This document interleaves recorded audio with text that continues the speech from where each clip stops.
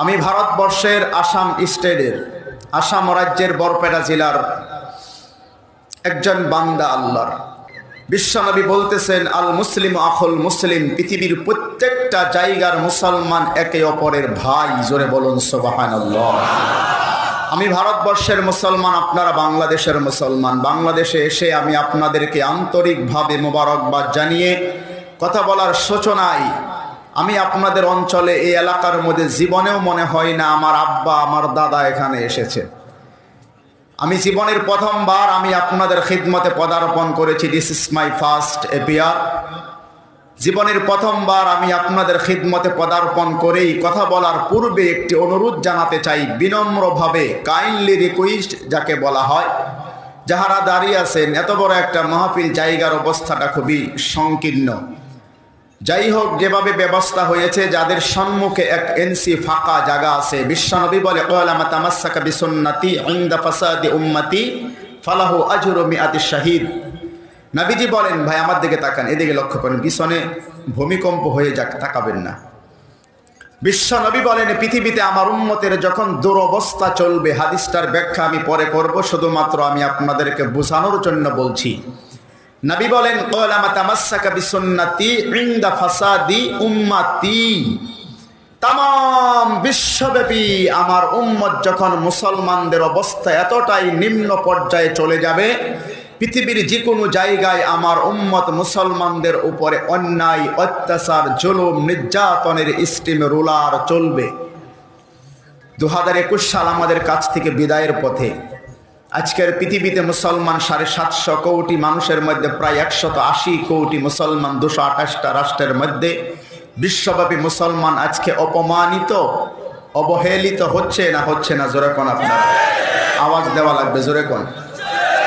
নবী বললেন, এই মুহূর্তে আমার উম্মতের কোন একজন আল্লাহর বান্দাই যদি একটা মরা সুন্নত জিন্দা করে, ফালাহু আজরু মিআতি শাহীদ। নবী বললেন, ওই বান্দার আমল নামার মধ্যে আমার আল্লাহ 100 গলা কাটা শহীদের সওয়াব দান করে দিবে।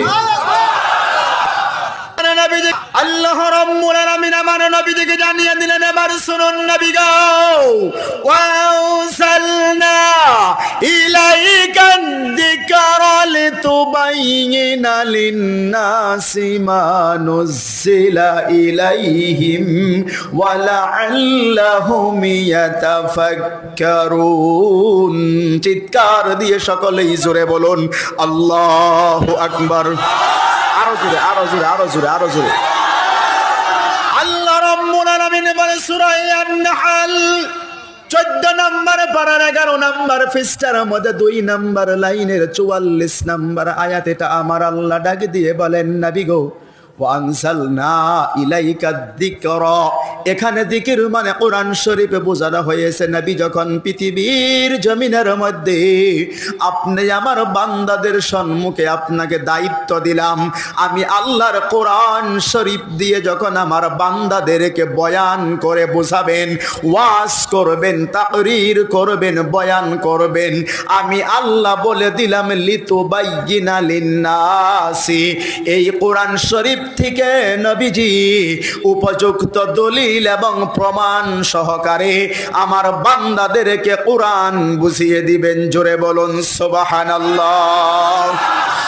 আল্লাহ রাব্বুল আলামিন আমার নবীকে জানিয়ে দিলেন, বলেন, নবী গো, আমি আল্লাহ রাব্বুল আলামিন এই কোরআন শরীফের মধ্যে সায়েন্স, বিজ্ঞান, টেকনোলজি দিয়ে আমি আল্লাহ কোরআনটাকে সাজিয়ে দিলাম।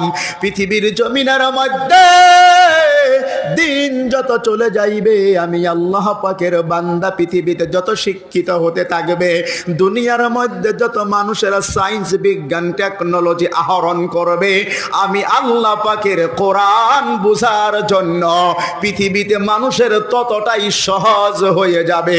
জোরে বলুন সুবহানাল্লাহ।